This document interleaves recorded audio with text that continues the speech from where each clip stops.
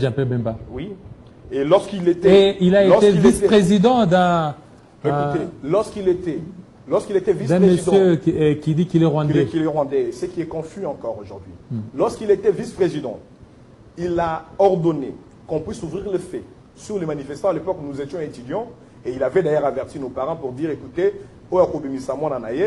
et donc à Kolelaye. Je crois que la mémoire collective ne l'oublie pas.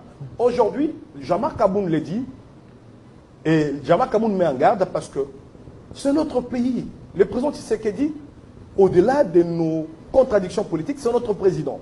Mais nous nous rendons compte qu'il y a des acteurs politiques aujourd'hui qui sont hantés par des démons du passé et qui sont en train de procrastiner la paix, la cohésion nationale, parce qu'ils ont des intérêts à couvrir ou des vengeances à exécuter.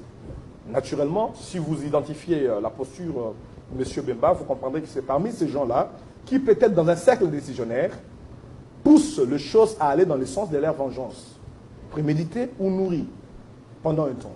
Et donc, ça compromet les maigres chances de résolution de conflits qui nous restent. Parce qu'aujourd'hui, le Congo se trouve dans une division, dans une cacophonie, dans une insécurité indescriptible.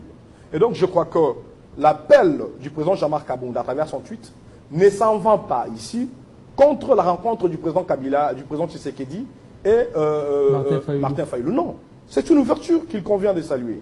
Mais le problème, ce n'est pas les rencontres. Le problème, c'est le dialogue de tous les Congolais qui doit être inclusif et qui doit intégrer les acteurs au conflit. Prenons le cas où, aujourd'hui, Jean-Pierre Bemba n'a plus de troupes rebelles. Hein, parce que déjà, quand il avait les troupes rebelles, il a été battu, on l'a gagné par le président Laurent Kabila.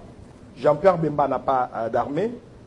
C'est le président Tshisekedi qui est le chef de l'État, commandant suprême, qui a l'armée.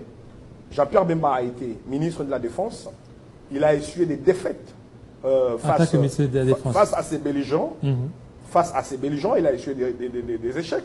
Et ça a aussi donné comme conséquence la permutation. Il a été permuté pour le ministère des Transports. Et les transports, vous connaissez l'état des transports aujourd'hui. On ne va pas en faire trop de commentaires. Et vous comprendrez une chose.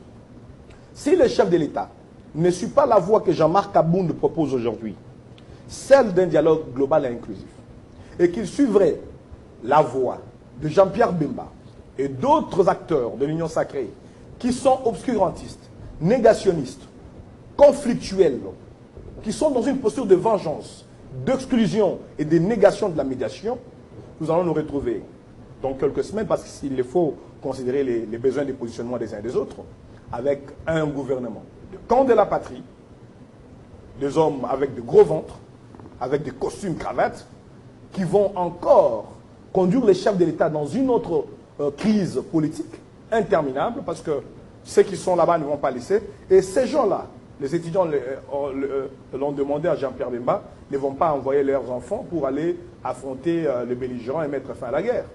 Ce ne sont pas ces gens-là en costume, nous les politiciens en costume, avec nos Français, dans nos pourparlers, après que nous serons nommés, valorisés, ce ne sont pas ces gens-là qui vont porter la tenue militaire, prendre des armes et aller affronter les rebelles, les neutraliser, mettre fin à la guerre. Je l'ai toujours dit, lorsqu'on est face à un conflit militaire, il n'y a que deux options. Soit on est sûr et certain de sa puissance de feu à mettre fin, à mater la rébellion, à mettre fin, à la neutraliser. Là, on fonce, on y va, on neutralise. Soit on considère les rapports de force, les dégâts collatéraux et les dommages qui peuvent y avoir dans un pays, on décide de négocier. Et donc, le président Tshisekedi, si vous le voyez au départ, il est parti pour des négociations. Ce n'est pas pour rien qu'il envoie des représentants à Doha, qu'il les a envoyés à Nairobi, à Luanda. Ce n'est pas pour rien qu'il accepte de négocier aux États-Unis. C'est pour suivre le schéma qu'a proposé Jean-Marc Aboun, mais avec des intervenants. Mais au niveau interne, là, c'est compliqué. Ben écoutez, au niveau interne, c'est parce qu'il y a des interférences négatives. Il y a des interférences destructrices. Certaines sorties médiatiques, certains discours des acteurs politiques, qui soient de l'Union sacrée, et même ceux de l'opposition, peu avisés, irréfléchis ou mal intentionnés, sont destructrices. Aujourd'hui, vous allez comprendre que certains se sont lancés dans des scoops médiatiques, je les ai vus, pour titrer Jean-Marc Aboun rejette les camps de la patrie, Jean-Marc Aboun contre l'encontre avec Tshisekedi. Ce sont les titres que ces gens-là commandent. Mais ils n'ont pas puisé la matière de la prise de position de Jean-Marc Abound, l'interpellation, la mise en garde d'une stratégie dangereuse, l'absolue nécessité d'un dialogue global, inclusif, qui devrait donc permettre à ce que nous puissions faire taire les armes. Parce que ça a été donc fait dans ce pays. Vous vous rappellerez à Sun City, Joseph Kabila était en confrontation avec Jean-Pierre Bemba qui était soutenu par l'Ouganda. Il y avait les RCD qui avaient aussi à l'époque comme soutien le Rwanda. Il y avait d'autres forces rebelles. Mais lorsqu'ils se sont allés à Sun City, lorsqu'il y a eu des dialogues, on a mis fin à la guerre par de pourparlers et non par les armes. Je ne vois pas aujourd'hui M. Bemba qui a échoué.